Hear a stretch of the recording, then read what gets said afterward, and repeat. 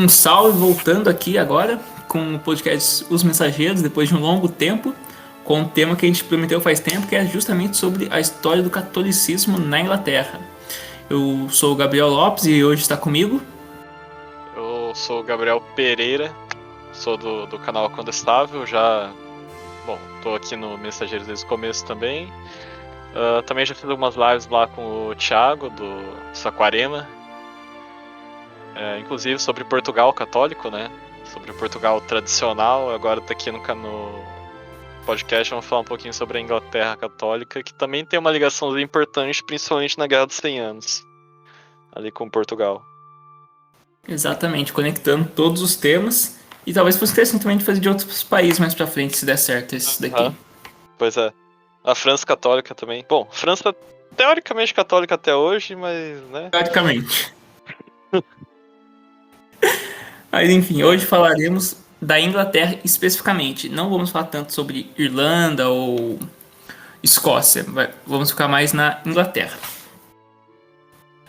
Então, começando ali sobre o que era a Inglaterra, para início de conversa, que muita gente confunde, né? As Ilhas Britânicas tem a Grã-Bretanha ali, a parte de cima é a Escócia, a de baixo é a Inglaterra e ao oeste fica o País de Gales. Antigamente ali tinham, a princípio, uma tribo pagã, os celtas, que nem eram originais dali, mas enfim, eles tinham seus próprios costumes, eram obviamente pagãos, com o druidismo. Não vou focar muito sobre o que era a religião celta especificamente, mas isso é o que se havia ali na época. Muito provavelmente eles chegaram ali navegando pelo estreito que tem entre a Europa continental até a Grã-Bretanha, que é um estreito bem pequeno. E é até importante a gente lembrar que, assim, celta na Europa praticamente tinha em todo lugar. Inclusive ali na região da Península Ibérica tinha muito celta. Né? Então, assim, praticamente todo povo europeu tem ali talvez com exceção dos países nórdicos ali, que era um paganismo diferente. Do Sim, é meio da basicamente Europa germânicos pra. e celtas, né? É, A maior é parte da basicamente isso. Europa. Principalmente a Europa mais oeste europeu. Isso. Eles tinham, obviamente, características bem pagãs, tipo sacrifício humano. Uma característica de vários povos pagãos. Aham. Inclusive, é bom lembrar a Stonehenge, né? Que é um monumento pagão que se tem lá na Inglaterra, bem famoso. Que é usado justamente para sacrifício humano. E sobre o druidismo celta ali, apesar de a gente não entrar muito em detalhe, ele também tem uma característica. O inglês, em específico, ele tem uma característica um pouco diferenciada dos demais. Que além do sacrifício pagão, tinha muita questão da. A gente até vê isso numa obra que é As Brumas. Acho que é As Brumas de Avalon o nome. Ah, sim, Matt emprestou, eu É. ainda não li. Tá aqui comigo, você quer que eu pegue uma parte específica até? Não, é só uma parte que tem um ritual, que eles têm uma questão muito de liberalismo sexual, assim, muito forte. Sim. Tem rito até nas Brumas de Avalon, né, que é contra as lendas arturianas ali, né. Uhum. Tem um rito em que um cara ele se veste do deus pagão lá, do deus celta do Cernunnos, que é o deus da fertilidade e tal. Aí uma sacerdotisa virgem tem que fazer o acasalamento com ele, não sei o que lá, enfim. É um bagulho bizarro, tá ligado? Sim, eu vou falar disso mais pra frente, mas em novelas de cavalaria, tanto modernas, assim, querendo retratar a época, como algumas da época, você vê bastante inserção de paganismo que não existia na época já no meio cristão, depois da cristianização da Europa no Sim. geral. Aham. E você vê também até em filmes hollywoodianos, que eles pegam bastante disso, tentam inserir um tipo de paganismo já em era cristã. Isso é muito bizarro, cara. Eu seria. É mais pra gente for mencionar alguns filmes e obras. Mas ali mais ou menos já no meio do primeiro século, no imperador, se não me engano, Cláudio Augusto, de Roma, começa a chegar ali as tropas dele na Grã-Bretanha. Opa, meu telefone tocando. Pode continuar, por favor, rapidinho? Aham. Bom, enquanto o Parker foi atender o telefone ali, continuar falando ali dessa parte da.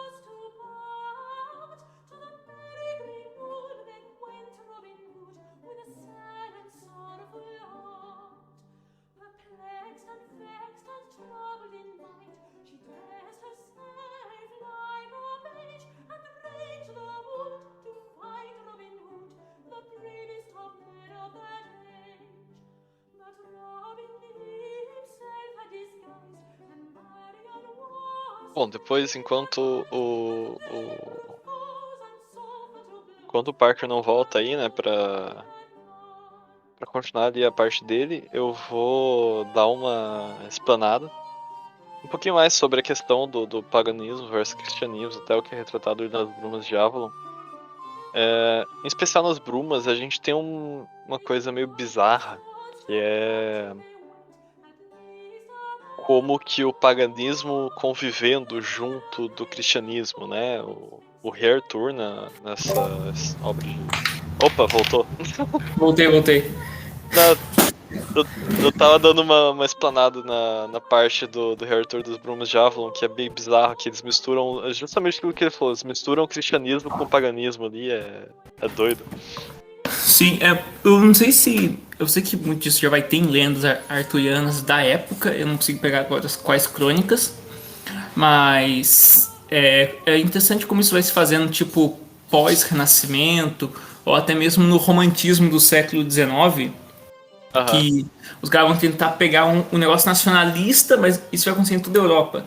Mas já botar paganismo no meio, isso vai acontecer nos reinos germânicos, na Inglaterra, e todas essas coisas de vamos ser nacionalistas e valorizar nossa cultura, nosso folclore, só que tipo, eles pegam cristianismo como modo utilitário e jogam o paganismo em cima também.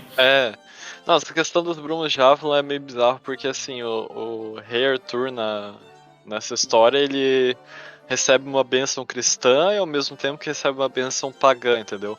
Porque ele tenta manter em equilíbrio ali, tipo, dar uma, entre aspas, tolerância religiosa pros dois lados, tá ligado? Sendo que, bom, os cristãos querem converter os pagãos e os pagãos querem os cristãos fora dali.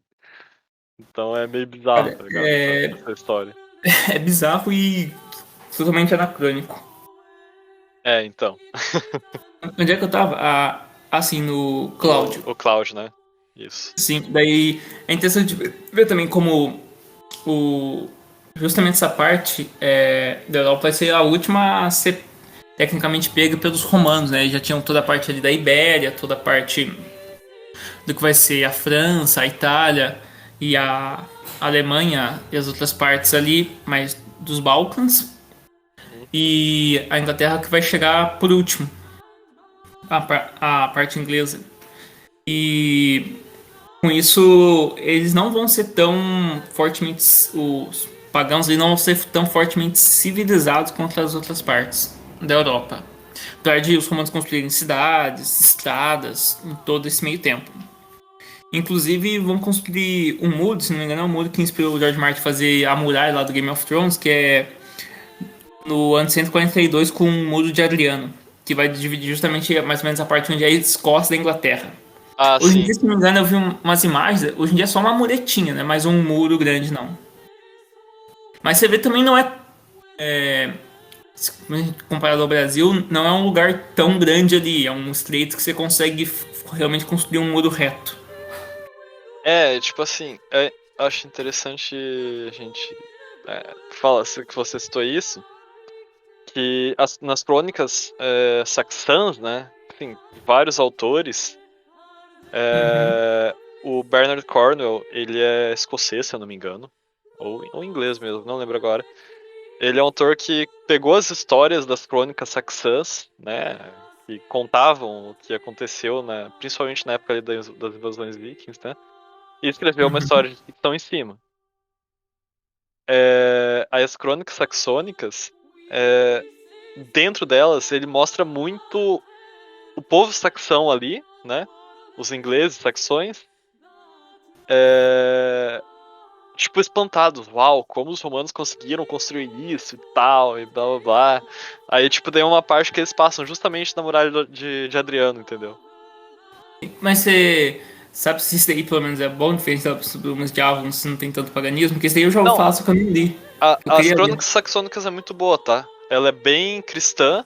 O elemento pagão, ele entra só quando com os nórdicos, entendeu? Porque os nórdicos, na época ali Sim. antes do ano 1000 e tal, antes da conversão da maioria dos nórdicos, não eram pagãos mesmo, né? Uhum. Mas a Inglaterra em si era toda cristã, entendeu? Sim. É Isso muito aí. bom. E apesar de ser ficção, no final de cada livro ele coloca uma nota histórica sobre o que aquele livro retratou, entendeu? Sim, diferente tipo da Ibéria, por exemplo, lá eles vão se realmente se cristianizar, não vai ficar tão arianismo como é na Ibéria. Não, não, ali eles se cristianizam mesmo. Apesar, tipo, tem um ou outro perdido ali no meio que. Ele, tipo, é cristão, mas ele fica fiel aos ritos antigos, tá ligado? Tipo, a Wotan, aos deuses saxões. Cara, eu Mas acho que isso vai acontecer em qualquer lugar. Tipo, isso é. até no Brasil vai ter isso. Aham. Aqui no Brasil, tipo, principalmente com o elemento indígena, né? Tem muito. É com região afro-brasileira, você vai ver isso, que vai tentar Uhum. misturar as coisas, É. esse tipo de coisa. Mas tipo, isso são poucos, entendeu? Algumas exceções ali, aqui e ali. Tipo, não é algo muito forte. Uhum. Mas acho que dá pra seguir aqui. É, mais ou menos Aham. ali no século, nos anos 300, por aí, já vai ter a maior parte da culturização da Inglaterra já, do que viria a ser a Inglaterra. E você vê que eles vencem muitos pagãos, mais, não tanto pela guerra, mas sim mais pela conversão. Assim como vai acontecer até nas Américas depois, por parte dos espanhóis e portugueses. Pois é. E assim, eu acho interessante essa questão da conversão. E isso é uma coisa que a gente sempre tem que ressaltar, porque. Falam muito dos europeus opressores, whatever. Qualquer povo que acaba conquistando o outro. É, e sempre quando você coloca o elemento do cristianismo, do catolicismo no meio, a conquista, entre aspas, ocorre mais por conversão dos povos do que por conquista pela espada mesmo. Sim, isso também, tanto é que você vai ver qualquer outro povo vai considerar que, por exemplo, você não pode se converter pela minha religião porque você não é da mesma raça. Já o catolicismo, justamente por ser católico, por ser universal, qualquer raça poderia se converter. Exato. Não é à toa que aqui no Brasil os padres aprenderam tupi para poder converter os índios. Exatamente. E não só isso, mas também preservando a cultura deles. Exato. E então, seguindo, mais ou menos ali pelo ano 410, os romanos vão acabar saindo dali. Tanto é que vai começar a queda do Império Romano já, coisa e tal. Então, as tribos que tinham ali voltam a brigar. E vai acabar havendo invasões ali, tanto invasão quanto imigração bárbara. Que vão vir também do norte da Alemanha. Muitos vão ser mercenários, que vão ter ancestralidade viking ali do norte da É, Alemanha. Vão ser justamente inclu o. Pode falar. é, não, inclusive é aí que eu acho que você ia acabar citando. É que eu ia citar aqui, inclusive, daí que a gente tem o termo dos anglo-saxões. Isso. Os anglo-saxões, os jutos, que vêm da Dinamarca também, mas principalmente os anglos e os saxões. E os celtas vão acabar fugindo, mas ali para o oeste, alguns vão ficar na Irlanda, outros que vai ficar o país de Gales depois. E muito vai se tentar se preservar nos mosteiros da época, principalmente em relação a escritos antigos e à educação. Tanto é que mais pra frente, do Renascimento Carolíngio, esses mosteiros que vão, a maior parte vão preservar o que é o Trivium e o Quadrivium. É, que devia ter sido preservado até hoje, mas enfim. Isso é assunto para outro momento. A gente Um já falou podcast sobre basicamente educação isso também. naquela live sobre educação. É, sim, Live sim. não, naquele podcast sobre educação. Aham. Ah, Você quer falar bom, alguma pode coisa no continuar. meio? Não, pode continuar, pode continuar. Então, é justamente nas partes de Brestões e Saxões que vão ter as lendas arturianas, que muito provavelmente o rei Arthur não existiu, mas você tem uma origem de formação histórica aí, assim como Portugal e Espanha vão ter a Guerra da Reconquista, como vários países vão ter a sua origem, seus heróis nacionais. Isso. No caso, o rei Arthur ele seria um herói nacional, não dos saxões, mas dos bretões, né? Sim, Que teria lutado contra a invasão saxã e tudo mais. isso ali do ano 300, 400, né? Que você vai pegar bastante filme de Arthur, bastante anacrônico histórico, que era ali no iniciozinho da Idade Média. E muita coisa retratada nos filmes de Arthur vão ser da baixa Idade Média, não da alta. Principalmente questão de armadura, Uhum. de paisagem, esse tipo de coisa. Sendo que assim, é porque isso tem muito também porque as primeiras lendas arturianas, assim, documentadas surgiram já no século XIII, mais ou menos, ali pra 1100, 1200, né? Uhum. Que começou a se difundir mesmo, além do rei Arthur e tal. Tem um filme que mostra um negócio mais realista, que é o Rei Arthur 2004, só que esse filme é muito ruim. O meu Isso. favorito ainda é o Excalibur de 81. Pô, teve um tempo que eu fiz combate medieval que o professor nosso lá, ele sempre citava o filme do Arthur da década de 80. Esse filme é muito bom. Esse e o próprio da Disney eu acho bem legal também. Aham. Qual mais outro filme tem? Tem esse que lançou esses tempos atrás do Arthur que eu achei meh. Ah, o que o ator lá, o Charlie Hunnam lá, o Jax do Sons of Anarchy que fez o Rei Arthur. É É que ele parece mais um viking do que um bretão. ele é um Rei Arthur gangster. Nada a ver. Tem muito filme de Arthur. Tem uma série Tem, também que eu vixe. não assisti direito. Eu ainda tenho que ler o. Tem as crônicas arturianas que o Bernard Cornwell, que é o que escreveu as crônicas saxônicas, tem. Eu tenho que ler o Sim, dele eu tenho ainda. que ler esse. Eu sei que tem um do Alexandre Dumas até, uma versão do Alexandre Ah, é Dumas, verdade, também, também. que é o mesmo que escreveu Os Três Mosqueteiros. Uhum. E tem uma que eu li no ensino médio, só que eu não lembro qual que é, eu só lembro que era muito ruim. Então, com capa azul e tem uma espada, acho que dourada na capa, espada Nossa, dourado prateado, mas era muito ruim. a espada Que, do lago. que era. Não, mas era meio que uma desconstrução do Rei Ah, Arthur, nossa, sei cara. lá. Não, velho. Não, mas parece que era um cara que fez na época medieval mesmo, ou já no início do Renascimento, sabe? Que tava meio que Uhum. desconstruindo as coisas. Ah, sim, sim. Que o Rei Arthur meio que tem um caso com um cara, nada a ver. Nossa, bizarro. E no final ele não volta, né? Que ele tipo, meio que morre em batalha e depois volta. Nesse Uhum. caso ele realmente morreu. Acabou. Nas crônicas saxônicas, né, tem um morro lá que o Uhtred, que é o personagem principal, ele passa, que ele fala, né, falam pra ele que aquele é o morro em que os bretões acreditam que o rei Arthur foi enterrado e que um dia ele ia voltar ainda, tá ligado? Sim. É mais ou menos o que os portugueses têm com o Dom Sebastião. Aham. Mas seguindo aqui, já no século VI, o Papa da época vai enviar o Santo Agostinho de Cantuária, não é o Santo Agostinho de Hipona, que muitos conhecem, que vai converter Ethelberto de Kent, que é um saxão. Ali no ano. Ele nasceu em 560 e morreu em 616. Uhum. E vai começar mais esse processo de realmente reconversão do pessoal lá. Que saiu os romanos, daí teve treta, voltou uns pagãos lá, os germânicos, e precisavam reconverter o pessoal ali da ilha. Nesse caso, também vai continuar tendo algumas invasões vikings. E justamente também pararam de atacar porque se converteram na época. E depois vai parar de ter guerra, tanto por pobre ter começar mais a ter guerras políticas em vez de guerras por por raças diferentes e por religiões diferentes. Vai ser mais guerra política a partir disso.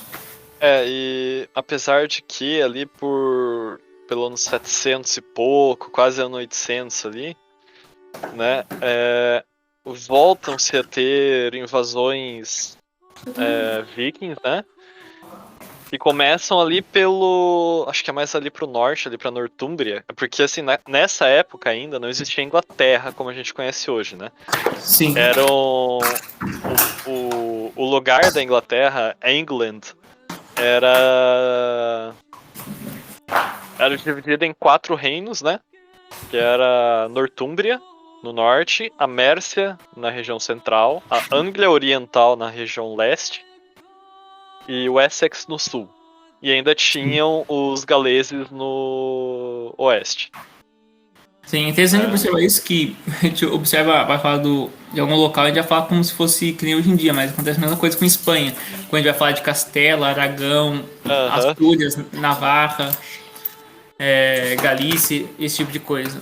Então, entender que esses poderes eram muito mais descentralizados e cada parte tinha uma cultura muito distinta da outra nessa época. O que conectava eram justamente as estradas romanas e de cidades grandes para a época, né, que já existiam. Sim, por exemplo, ali na Nortúmbria, era muito comum os caras ficarem lutando contra os escoceses. Os escoceses ficavam tentando invadir a Nortúmbria, os nortumbrianos ficavam tentando bater nos escoceses, tá ligado? Sim. Na Mércia era um pouco parecido. A Mércia ela era mais fértil, né? Então não tinha tanto uma questão militar. Só que eles sempre tinham que estar. Tipo, eles sempre tinham as escaramuças de fronteira ali com os bretões, com os galeses ali.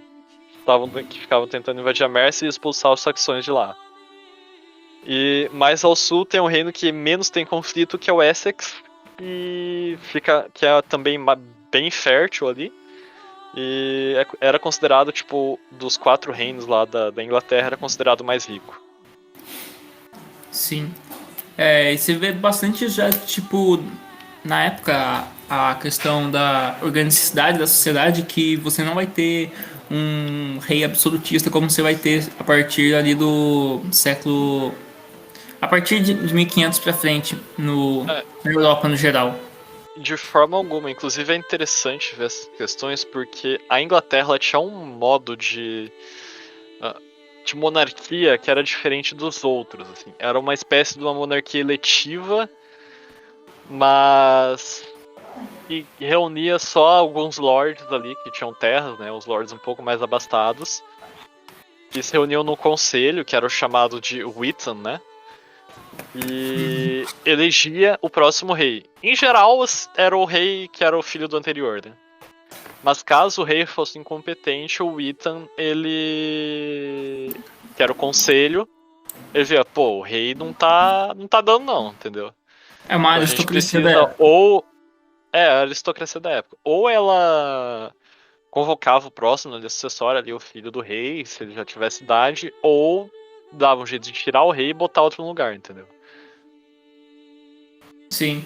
Isso, pode falar. em partes, isso contribuiu também para muitas das guerras civis que tiveram na Inglaterra anos depois. Sim, você vê que tipo, esse negócio de monarquia eletiva sempre dá isso, né? Até que isso vai causar a invasão dos islâmicos na Ibéria. Pois é. Seguindo então para o primeiro rei anglo-saxão, em 839, é coroado o Egilberto de Wessex. Como é que se pronuncia? Assim, né? Wessex. Daí realmente tendo o primeiro rei unindo essas raças, etnias. Acho que isso vai chegar na sua parte, né? Agora, Isso. 539. Mas falar que depois eu vou falar da outra parte ali. O Ethelred ali que você falou, né? O Ethelred em inglês, que sempre que a gente for reparar que tem algum nome em inglês que começa com Ethel ou Aethel, né? Se você for ler na escrita britânica da época, o Aethel ele vem de nobre. Então sempre vai ser alguém da aristocracia, ou alguém da nobreza, alguma coisa assim. Esse Ethelred, ele foi um dos principais responsáveis ali pela defesa de Wessex contra os vikings, né, contra os nórdicos. Só que ele foi totalmente eclipsado pelo filho dele, que quando era criança, inclusive, e aí a gente entra na questão da Inglaterra católica, o quanto o catolicismo era forte, com a invasão dos vikings, né, dos nórdicos, numa Inglaterra já totalmente convertida e cristã, tinha-se muito medo, tipo, alguns acreditavam que era uma punição de Deus, e, enfim, as invasões dos nórdicos, né. Uhum. O filho do Ethelred, o Alfredo, quando criança, ele foi levado até o Vaticano e o Papa da época, eu não lembro agora quem que era o Papa nessa época de... Ali acho que foi em 800 e pouquinho, né? Ele nasceu em 847. Agora, tem que dar uma pesquisada pra ver qual era o Papa da época. Mas ele, quando ele era criança, ele tinha uns 5, 6 anos, ele foi levado ao Vaticano, recebeu a bênção do Papa, e o Papa declarou que ele ia ser o rei da Inglaterra na época, né? Até porque ele era o filho do rei atual e tal. Apesar do Wita, como eu falei, em geral era uma monarquia que acabava virando hereditário o negócio. Aí o que acontece? Depois que o Alfredo assume, né, foi coincidentemente na época em que um dos maiores exércitos nórdicos invadiu a Inglaterra e varreu a Nortúmbria, varreu a Mércia, varreu a Anglia Oriental, só sobrou o Essex. Tanto que nas crônicas saxônicas que eu citei ali do Bernard Cornwell, né, o primeiro livro ele começa com o título de O Último Reino, porque era o último reino inglês que ficou de pé. E o Alfredo ele assumiu o poder justamente nessa época de, assim, completa confusão na Inglaterra, né? Só que ele conseguiu, por dois motivos. Ele era extremamente cristão e devoto e também era extremamente inteligente. Ele conseguiu, através de diplomacia, negociação e também a busca da conversão dos pagãos, estabelecer, parar o avanço dos pagãos. Claro, né, o exército de Wessex também foi muito bem preparado. Ali na fronteira de Wessex, em especial ali onde hoje é Londres. E fez vários acordos de trégua com os saxões, né? E acabou sendo declarado pelos outros reis, pelos reis depostos em geral, que muitos fugiram para Wessex, como o rei dos anglo-saxões. Aí a gente já começa a ter uma união meio que primitiva da Inglaterra sob a coroa de Wessex, né? Tanto que depois, o neto dele venceu o primeiro rei da Inglaterra mesmo. Sim. E é interessante ver como nessa época das invasões, no século IX, eu acho que é justamente a época do Renascimento carolíngio, que, como eu estava falando, é onde os mosteiros da Inglaterra, do oeste inglês e da Irlanda vão começar a resgatar livros litúrgicos, o Trivium, o Quadrivium e também escritos matemáticos da época. Inclusive o Alfredo e o Ethelred, o pai dele, eles estudavam muito as táticas romanas de batalha, né? Eles usavam justamente os livros que os copistas eles iam restaurando, né? Eles eram todos letrados. O Alfredo, inclusive, exigia de todos os lords dele que eles fossem letrados, que eles soubessem ler e escrever, coisa que não era muito comum na época, né? Mas por que ele fazia isso? Uma das estratégias dele era mandar carta para os lords. Os nórdicos, que não entendiam inglês e era uma cultura totalmente oral, né? Eles não tinham uma escrita formal. Eles não conseguiam entender as ordens que o Alfredo passava para os lords. Entendeu? Então, Sim. assim, isso faz parte também da estratégia que levou o Alfredo a conseguir várias conquistas, né? Sim, você vê Aí... também. Hã? Não, você fala que você vê o contraste de uma sociedade muito mais civilizada, já com a escrita, tendo documentos, anotações com uma sociedade mais incivilizada e como isso acabou prejudicando na Batalha dos Vikings. Pois é, os vikings eles eram ótimos estrategistas militares, né? Tanto que eles conseguiram tomar praticamente toda a Inglaterra, com exceção de Wessex. Mas eles só tinham esse conhecimento militar, o resto faltava para eles. Né? O resto de uma civilização precisa, eles não tinham. Né? Que é fundamental, que é o que garantiu, inclusive, a sobrevivência dos ingleses, né? Dos Sim. saxões. Eu também só queria fugir um pouco dessa, mas relatar que na mesma época do Renascimento carolíngio, quem resgatou todos esses escritos foi partes da Europa ali, uma outra parte, o Império Bizantino e os mosteiros ali da Grã-Bretanha, que foram as principais forças de resgates após as invasões bárbaras. Resgate Exato. de documentos históricos. E assim, a gente vai falar mais pra frente ainda, mas chega o quão contraditório é que a Inglaterra, o mesmo país que serviu como um dos pivôs, né, dos copistas ali da restauração dos escritos antigos, foi o país que depois do fim da Era Católica queimou alguns mosteiros que ainda eram católicos e, por Sim. consequência, queimou muitos documentos, entendeu? Sim, ou isso ou transformou as igrejas em igrejas anglicanas, teve que mudar as relíquias de santos de lugar também por causa disso. Pois é. E as relíquias de santos, inclusive, era uma coisa que dava muita força para os ingleses lutarem durante as 350 mil invasões que eles tiveram. Sim. Você vê isso em qualquer luta católica, você vai ver até mesmo a Vera Crux na Batalha de Covadonga, na Ibéria, esse tipo de coisa.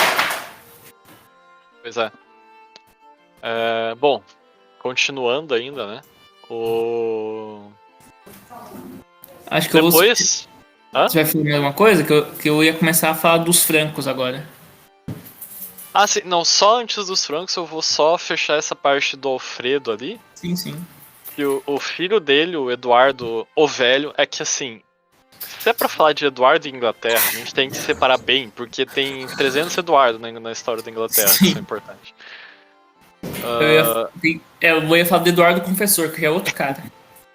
então, o Eduardo o Velho, que foi o filho do Alfredo, ele conseguiu expandir o reinado de Wessex, conseguiu tirar os nórdicos ou converter os nórdicos até boa parte da Mércia e da Anglia Oriental, né? E sobrando só Nortúmbria para ser conquistada. Que depois o filho dele, o rei Athelstan, que foi declarado rei de todos os ingleses, dos ingleses unidos, né? Ele conseguiu terminar o que o Alfredo tinha começado com a sobrevivência de Wessex e com a expansão para metade da Mércia. Foi continuado no Eduardo e foi finalizado com Athelstan. Que eles conseguiram tirar o paganismo da Inglaterra e estabelecer leis, estabelecer normas, todo o conjunto, toda a estrutura que uma civilização precisa foi estabelecida principalmente no reinado desses três reis da Inglaterra. Eles foram tipo, extremamente importantes ali pro que veio depois. Sim, você tem não uma formação de um Estado moderno, que não existia na época, né, o Estado Não, nacional, mas óbvio. uma noção de unidade. Isso. É, pode seguir? Acho que só tem um outro Eduardo. Pode falar. Que antes do Eduardo Confessor teve o Eduardo o Mártir, né? Que ele foi rei dos ingleses até ser assassinado. Ele era o filho mais velho do rei Edgar, ainda da linhagem de Wessex, né? Que foi assassinado, se não me engano, pelo irmão dele, alguma coisa assim. Ele foi assassinado pelo irmão mais novo dele, se eu não me engano. E esse Eduardo Mártir, ele era extremamente católico, né? Ele E ao contrário do pai, que tinha fechado alguns mosteiros beneditinos, né? E o paganismo estava crescendo na Inglaterra durante o reinado dele, ele foi totalmente na contramão, né? Do pai. E depois acabou sendo assassinado. Só que ele acabou posteriormente se tornando um mártir, né? Foi considerado um mártir pela igreja. E é venerado hoje em dia tanto pela igreja católica, quanto pela igreja ortodoxa, quanto pela anglicana, né? E mesmo anglicano sendo protestante, ainda venera ele. Mas vários santos ingleses vão ser venerados por... Ou pelo menos a Grã-Bretanha. Eles vão acabar sendo venerados por várias religiões, inclusive, se não me engano, São Jorge é de lá também, não é?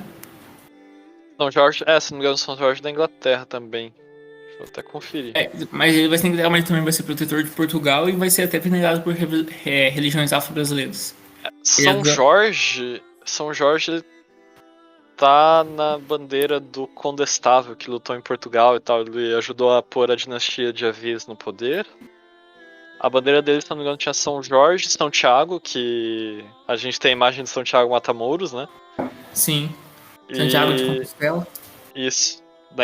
Na bandeira dele tinha São Jorge, Santiago, a Virgem Maria e uma imagem de Cristo com São João e Maria aos pés dele. É um detalhezinho bem interessante, assim, como esses santos guerreiros eram valorizados na época, né? Sim, vai ser um dos principais santos guerreiros. E vai ser bem no início da cristandade, por isso ele vai ser admirado tanto por ortodoxos também, né? Ali nos anos 200, 300, antes do rompimento. Não, o São Jorge, ele era da Capadócia, ele era da Turquia. Na Turquia, não sei porque na minha cabeça estava em inglês. Acho que talvez porque ele era um soldado romano, né, da época do Diocleciano. Pode ser, bom, Roma invadiu meio mundo. Exato, meio mundo da época. Mas Então, seguindo. Então, vai acabar tendo ali numa época um acordo de terras de Carlos o Simples com Rolo, que vai ser se não me engano, um germânico. Onde, por um lado, vai se proteger as terras, vai se ganhar terras, que vai ser as terras normandas, ali no norte da França. E, por outro lado, vai ficar de guarda... quem ganhou as terras, o povo do Rolo, vai ficar de guarda-costas justamente dessa parte continental da Europa. Que vão acabar sendo vassalos do que era a França da época. Com isso, uma normanda chamada Emma vai acabar casando com Astreda III, que era um Wessex. De Wessex, sim. Wessex, e vai acabar tendo o filho, o Eduardo, que vai ser o Santo Eduardo Confessor. E após muita batalha, ele vai acabar sendo o rei da Inglaterra também, que vai acabar tendo invasão ali, etc e tal. Só que como ele acaba sendo santo, casando, só que ele vai acabar optando pela castidade. Então não vai ter filho, então vai ter mais treta no meio disso. Pois é. É muito complicado a gente ter esses reis católicos mesmo, reis celibatários e coisas assim, porque, cara, o que isso complica numa linhagem é tenso. Sim. Assim, em várias dinastias a gente tem isso. Principalmente quando alguma dinastia não aceita. Ele tem irmão, mas o irmão é fraco, ou o irmão morre, ou tem só irmã mulher, daí a dinastia não aceita a mulher, ele vai pegar algum primo de terceiro grau para assumir o trono, acaba dando muito dessas coisas. Graças a Deus na casa real brasileira o Dom Luiz e o Dom Bertrand são celibatários, mas tem o Dom Antônio que tem filho, graças a Deus, né? Porque... Sim. Inclusive o Dom Rafael está esperando. A gente poderia Pois é. Porque se não fosse isso, a gente ia depender da Casa de Petrópolis, o que, mano. Não. Não, acho que é pro ramo de Saxemburgo. Ah, Saxe-Coburgo, né? É o ramo francês, né? É o ramo da Leopoldina Irmã de Isabel. Isso. É, eles estão na. Eu sei que eles estão com uma ligação com a França atualmente, alguma coisa assim. Sim, mas eu, se não me engano, tem até o 14º, 15º em associação do ramo de vassouras.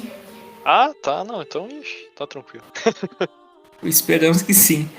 Enfim, depois de muita luta pelo trono, o William, o Conquistador, que é parte normando, acaba conquistando o trono.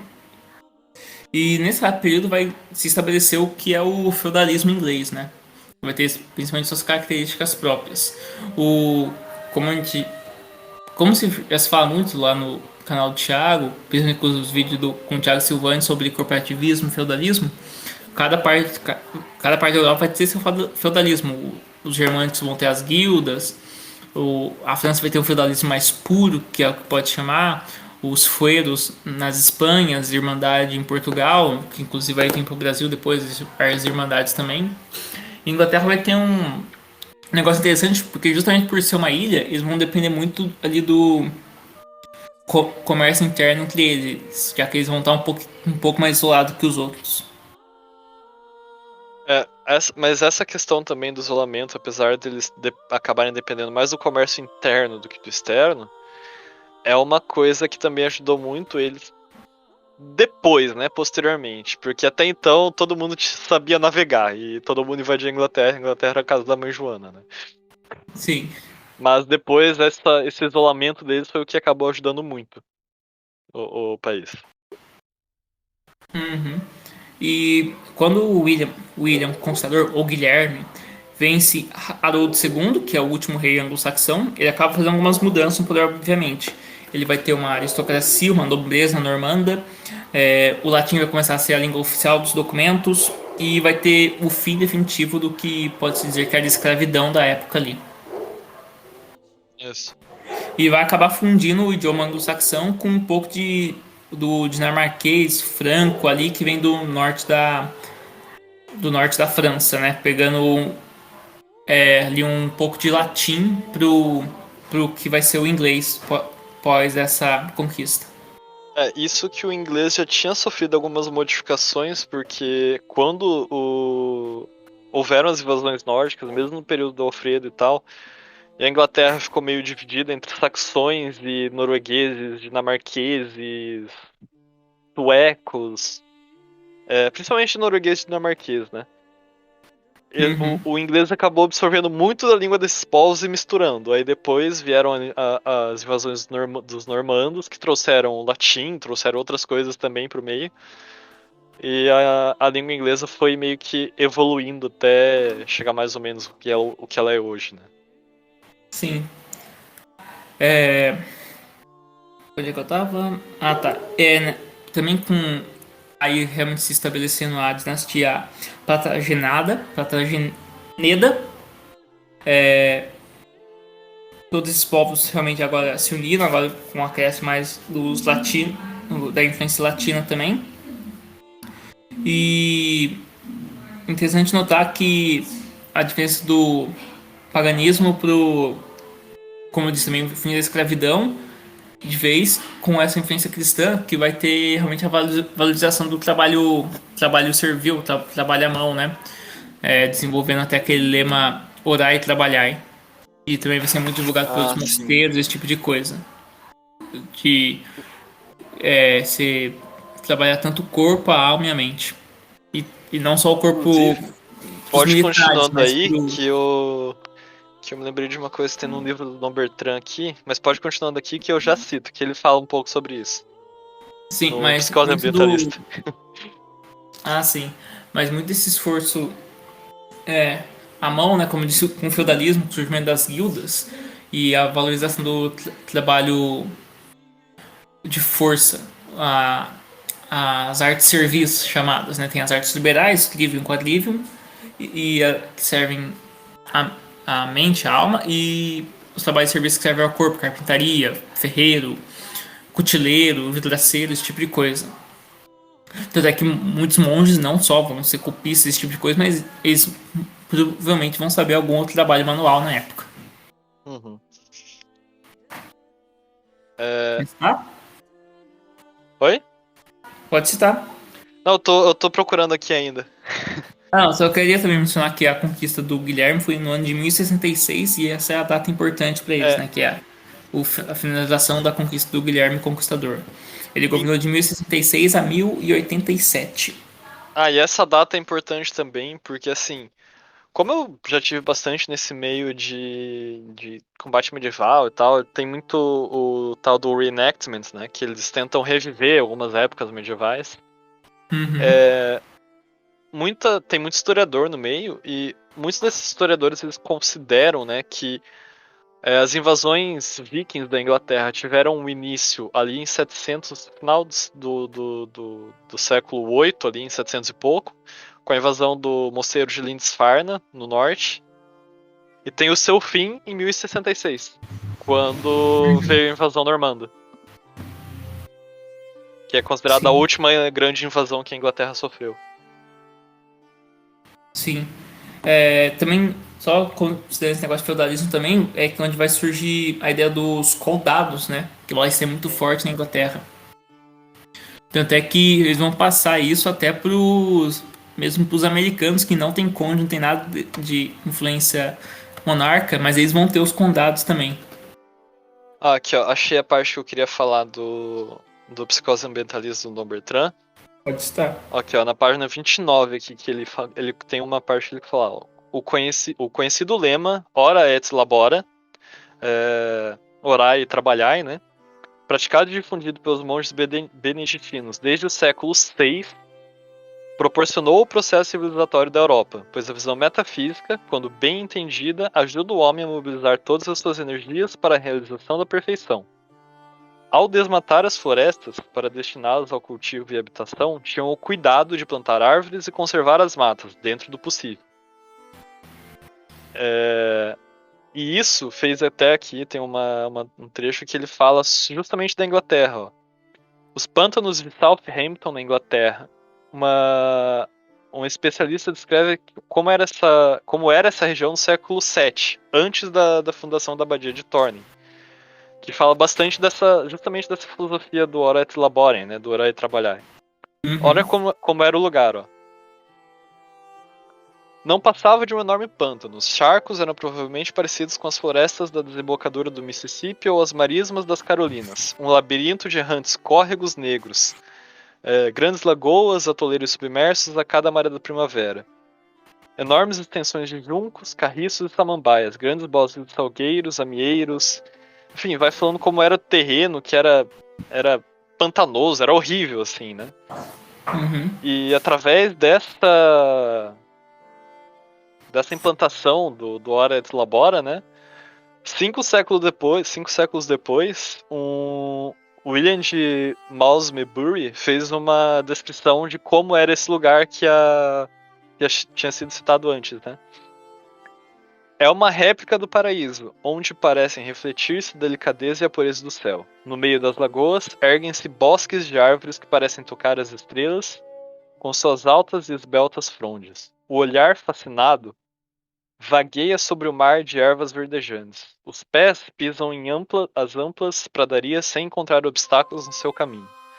Até onde a vista alcança, nenhum palmo de terra está por cultivar. Aqui o solo é escondido pelas árvores frutíferas.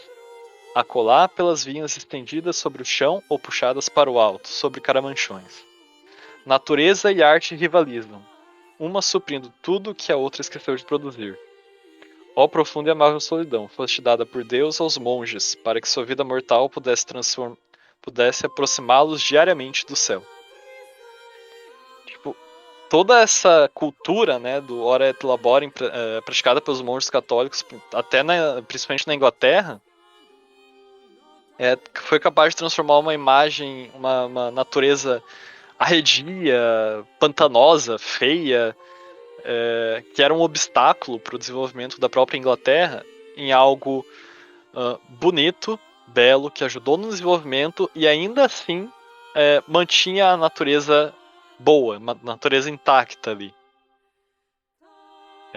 Isso é uma coisa que eu acho que é extremamente importante a gente ressaltar quando a gente tem ambientalista e esse pessoal criticando, né, o próprio Dom Bertrand mesmo, quando ele fala em algumas vezes, que fala que não, tem que explorar essas áreas e tal, coisa assim.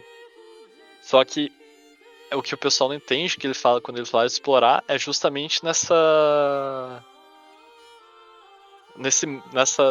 pegada do Ora et Labora, né? Sim, mas você também vê isso quando você vê qualquer tradicionalista vai criticar a arquitetura moderna, que não respeita justamente o meio ambiente local. Você vê praças que tem toda uma parte que é pavimentada de cimento para fazer tipo uns chafariz que sai do chão com luzinha colorida, esse tipo de coisa. Ou como qualquer prédio de concreto assim também não respeita toda a natureza ao redor, diferente do que vai acontecer em qualquer país que respeita a arquitetura tradicional unida à preservação da natureza ao redor, mas sem deixar de explorá-la. Exato. E toda o feudalismo inglês, né, como eu estava falando ali, que foi estabelecido ali depois Guilherme da conquista Conquistador. normanda, do Guilherme, foi todo baseado nesse tipo de ideia, né? Uhum. E você quer falar mais uma coisa? Que eu vou dar um salto no tempo agora. Não, pode pular, pode saltar. Então, na dinastia que a gente estava, né, na Plantageneda, vai vir o Henrique II, que vai ser um dos piores reis da Inglaterra. Pelo menos os piores reis católicos. Que muitos dizem ainda que ele foi o cara que plantou a ideia do que viria a ser o anglicanismo depois, né? De, do poder político estar acima do poder religioso. Ele nasceu em 1133, morreu em 1189. Ele acaba centralizando muito poder na época. E para dominar justamente parte da igreja, ele elege Thomas Becket, que era um cara bem mundano na época. Que era não é um cara nem um pouco santo, porém ele vai acabar se tornando santo, porque após ele se tornar bispo, o bispo de Canterbury, ele vai acabar se arrependendo dos pecados dele e vai passar justamente a combater o Henrique, que foi o cara que acabou o elegendo para ser o bispo.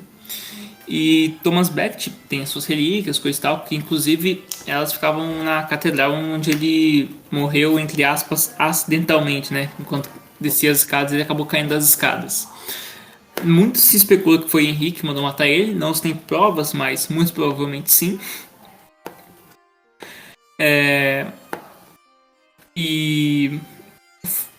Enfim, as relíquias deles acabam saindo dessa catedral e vão parando, se não me engano, em alguma outra igreja. Por causa que essa catedral atualmente virou anglicana. Uhum. Tem algum É, comentário para fazer sobre Henrique não, eu II? só ia comentar que a mulher dele, a Leonor de Aquitânia, é uma das líderes do Civilization 6. Sério? Eu nunca joguei com ela. Sim. Eu já joguei com ela uma vez. É meio. Não é muito bom, não. Opa, aí que eu tava precisando de uma informação aqui só para complementar. Então, seguindo, vem um dos reis mais da hora, que é justamente o filho de Henrique II. Ricardo do Coração do Leão. Exatamente. Que luta na Terceira Cruzada. Apesar de ele ser um dos reis mais da hora da Inglaterra, ele ficou muito pouco tempo lá. Ele ficava justamente mais em território onde voltou a ser da França, né? Em território continental europeu. E por grande parte do tempo ele ficou justamente guerreando na Terra Santa e principalmente vencendo Saladino na Terceira Cruzada, onde ali ele dominava a cidade de Acre. Onde, pelo menos a parte cristã, dominava a cidade de Acre. Muita gente sabe já dessa parte, que provavelmente quem jogou Assassin's Creed 1 sabe. Ou leu o livro. Uhum. E é um dos reis, acho que, mais pop da Inglaterra, pelo menos um dos reis católicos que o pessoal mais conhece. E sem contar que a cidade de Acre, né, ela depois, além de ser o bastião da cristandade ali naquela região, também a Acre serviu como um dos maiores fortes para os Cavaleiros Templários da época, né? Uhum. E Se não o forte principal deles. sim. E pra você ver que é interessante que depois acho que vai vir a sua parte, né? Que é a Guerra dos 100 Anos, mas essa parte é justamente que a Inglaterra e a França deixam de brigar um pouco pra lutarem juntos na Terceira Cruzada. Cara, isso daí, velho, é o que eu sempre falo da história da Europa. A história da Europa se resume o seguinte: a gente se mata, se mata, se mata. Apareceu um inimigo em comum. Não, vamos parar de se matar por 5 segundos pra gente surrar aquele cara. Depois a gente volta. E é exatamente Mas isso que acontece, cara. O tempo se os todo cristãos na não Europa é isso. brigassem tanto, se os cristãos não brigassem tanto na Europa, eles já teriam catolizado toda a África na época. Pois é, porque, cara, ó, eles ficavam se matando. Aí teve invasão islâmica, combateram o Islã. Aí conseguiram combater e tal, segurar a onda por um tempo, voltaram a brigar. Aí vieram os mongóis. Aí eles pararam de lutar pra combater os mongóis. Aí combateram os mongóis. Aí voltaram a lutar entre si, tá ligado? É sempre essa mesma Essa briga. dinâmica. Sim. É, É quase caramba, tipo assim, você não pode bater nele, só eu. Tá ligado? exatamente. Mas é exatamente o que não fazia a Europa se desunir tanto, é justamente ter a mesma religião. Pois é. Coisa que vai ser quebrada após o surgimento de Calvino, Lutero e Henrique VIII. E a gente acaba chegando nos patamares mais complexos que vieram depois e tem até A hoje gente aí. vai deixar essa parte pro próximo podcast, mas seguindo, É. justamente falando ainda sobre a Terceira Cruzada, você vê que isso vai ser bem retratado muito em filmes. Acho que o filme Cruzada da Terceira Cruzada, né? Aquele filme Ah, famosão lá. com o Orlando Bloom lá, com o Legolas? É o de 2005. Não, ele não é sobre a terceira, não. Ele é sobre o reinado do Baldwin IV em Jerusalém. Do Reino do Latino de Ah, sim. Jerusalém, sob o Baldwin IV, Isso mesmo. até a queda de Jerusalém pelo Saladino. Aí no final do filme, eles chegam pro protagonista lá, né, que ele tava numa ferraria. O Ricardo Coração de Leão desce do cavalo e chega pra falar com ele. Ah, é você o defensor de Jerusalém? Porque foi ele que tinha ficado em Jerusalém até a queda, né? Nós estamos indo pra lá pra retomá-la. Aí o protagonista lá se nega, ele fala, não sou eu, não sei. Sendo que era ele, tá ligado? Uhum. Que aí Eu o nunca gostava desse final filme, eu nem do lembro se ele é filme. bom. Por causa que faz muito tempo Cara, que eu vi o filme. eu gosto dele, eu acho muito bom. Principalmente Dizem que porque o Baldwin o quarto ele é retratado de uma forma boa, ele não é vilanizado nem nada do tipo. Uhum. Eu sei que a versão estendida dele é muito boa, mas faz muito tempo que eu assisti a versão original, então eu não lembro direito. Uhum. Mas vai ter muita gente que também conhece o Cara do Coração de Leão por causa que ele aparece nos filmes de Robin Hood, que Robin Hood justamente, de acordo com a lenda, em muitas versões ele lutou na Terceira Cruzada também, coisa e tal. Então Uhum. ele vai aparecer no desenho do Robin Hood, nos filmes, inclusive o melhor filme do Robin Hood pra mim, eu acho que é aquele lá de 1928, sabe? Ó, o mais antigão. É, 28 ou 22? Acho que é 22, cara. É o filme de 22. É, 22. Esse eu acho que é o filme mais da hora de Robin Hood. Caraca, tem E, em versão remasterizada, interessante. e o de 92. Também é muito bom. O Acho que Príncipe dos o de Ladrões. 92 eu acho que eu assisti. Que tem o Morgan Freeman. Aham. O Esse, que eu tenho que ver esse de 22 que você falou aí. esse é excelente. Deixa eu ver qual mais que tem. Tem o desenho da Disney. Eu sei que tem um filme. Tem um filme de 2010 que eu acho mais ou menos. Que é uma pegada Ah, mais realista. o e falando já em cultura, porque Que é a assim, origem. sobre a história da Inglaterra tem muita coisa que na cultura pop, né? Ah, Sim. E tem tem uma o. coisa que eu acho bem legal, que assim, é sátira, é comédia, é humor, mas é o Asterix e Obelix, que os dois são bárbaros gauleses. Sim. E trabalha bem a questão dos bárbaros da Inglaterra, eu acho bem interessante.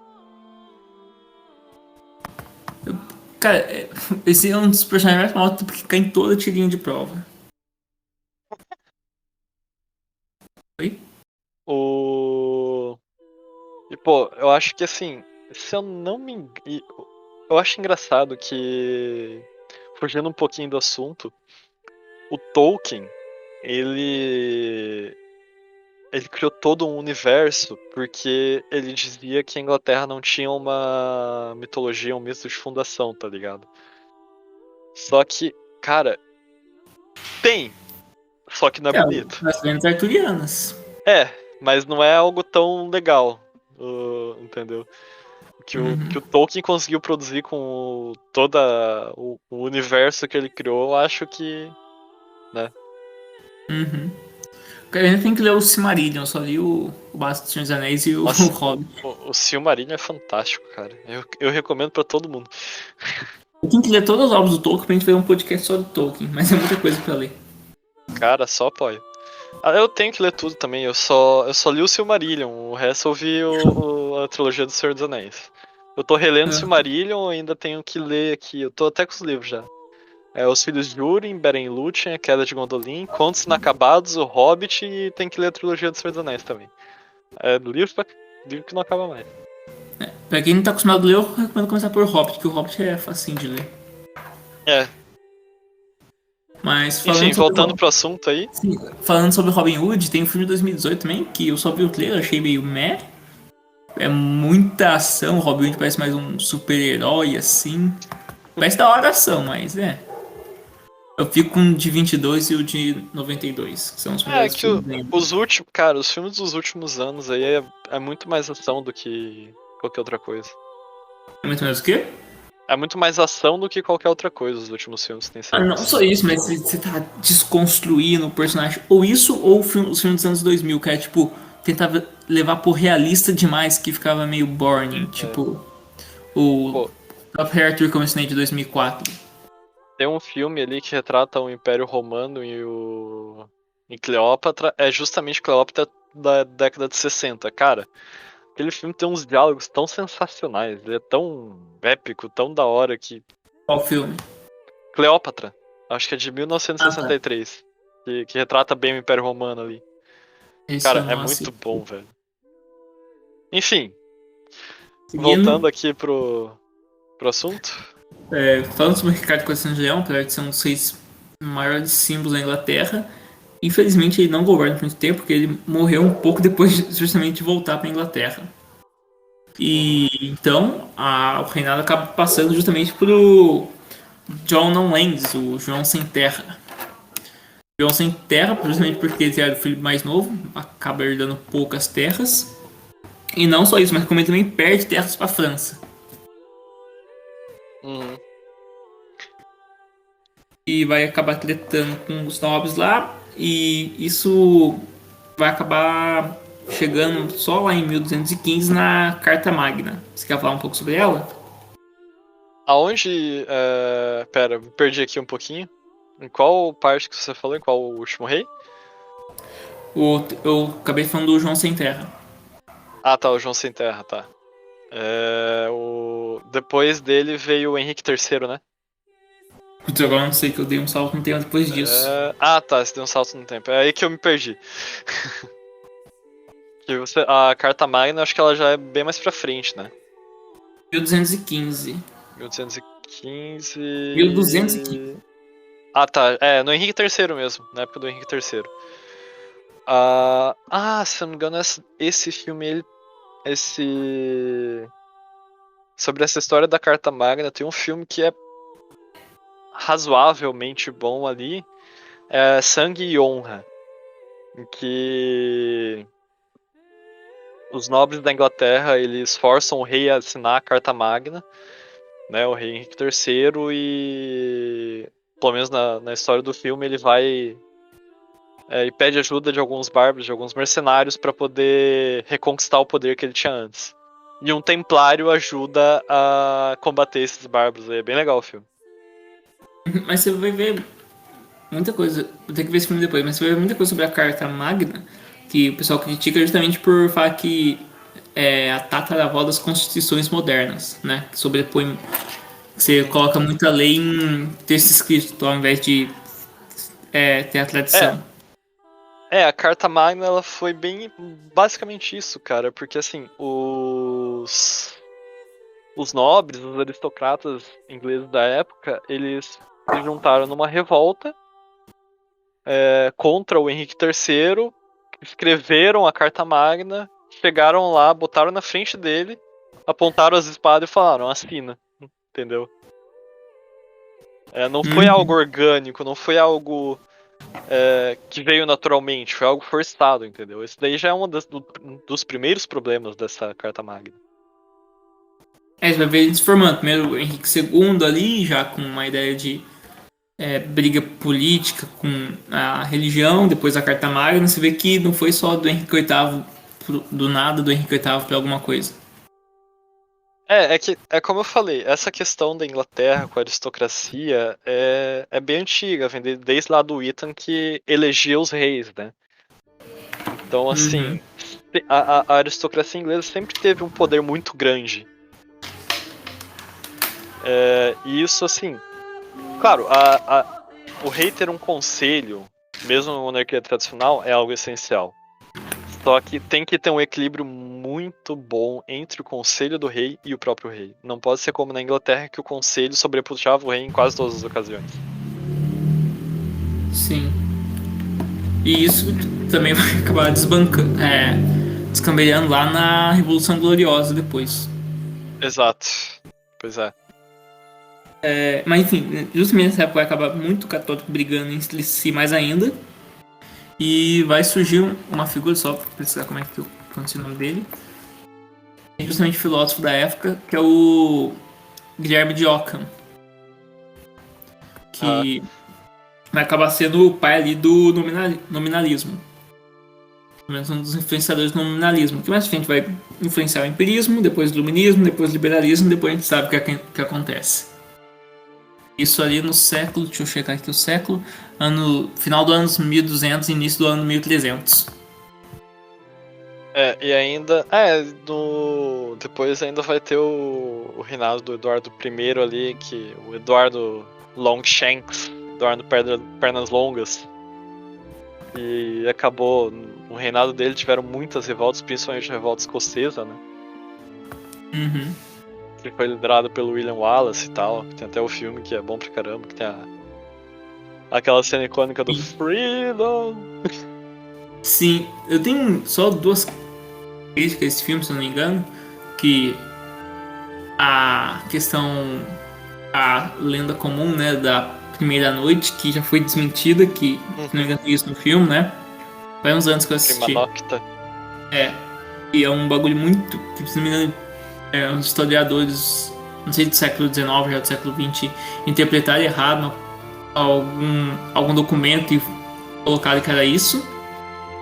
E acabou virando legenda negra. E também, se não me engano, acho que os escoceses ainda não usavam o kilt do mesmo jeito que eles usavam naquela época. Mas, pelo menos a minha professora de história, eu lembro dela falando disso na época. Que ela passou o Ah. filme pra gente.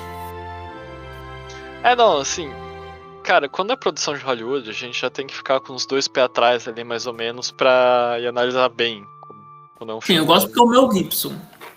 O Mel Gibson é muito bom. Mas sempre quando a gente está tratando de algum filme de Hollywood, a gente sempre tem que saber separar bem o que o filme está retratando e o que é a realidade, porque Sim. Eu tô com o pé sempre atrás vão pra ter ver os algumas Cristeiros coisas ainda. ali. Qual? O filme dos Cristeiros, de 2012. Eu não vi esse aí. Tô com o pé atrás pra ver, mas tem que ver ainda. Enfim, eu acho que por hoje, A eu gente acho vai que. Hã? vai chegar na Guerra dos 100 Anos agora. Você quer deixar pro próximo? Isso, acho que deixar pro próximo e no próximo já começa a Guerra dos 100 Anos, que tem bastante coisa pra falar dela. Então, o próximo é Guerra dos 100 Anos e Guerra das Rosas, então. Isso aí. Que aí também Vai vai dar ter uns 3 a. episódios isso aqui. Vai, cara, vai, porque a história da Inglaterra ela é muito longa. Sim. Vai, por exemplo, Portugal lá, que eu acho que um podcast de 1h30, 2 horas. Podcast não, uma live lá, a gente conseguiu cobrir uma boa parte. Sim. E Portugal começa ali começou a contar dos visigóticos, né? A gente começou mais pra frente, na real. A gente começou já ali no condado de Portucália, até ele conseguir independência e tal. Sim. Então fechamos por enfim, aqui antes fechamos da por aqui. Guerra dos 100 Anos. Antes da Guerra dos 100 Anos. Aí no próximo a gente já começa na Guerra dos 100 Anos ali. Acho que nem vale a pena falar muito sobre o Joana of Dark, acho que seria mais legal a gente falar quando fosse falar da França. Isso. Aí quando a gente for falar da Joana d'Arc, posso até trazer minha namorada pra cá, porque ela é devota da Santa Joana d'Arc e tal, e ela vai poder falar bastante. Legal, mas acho que é legal deixar pra falar da França nisso também. Isso.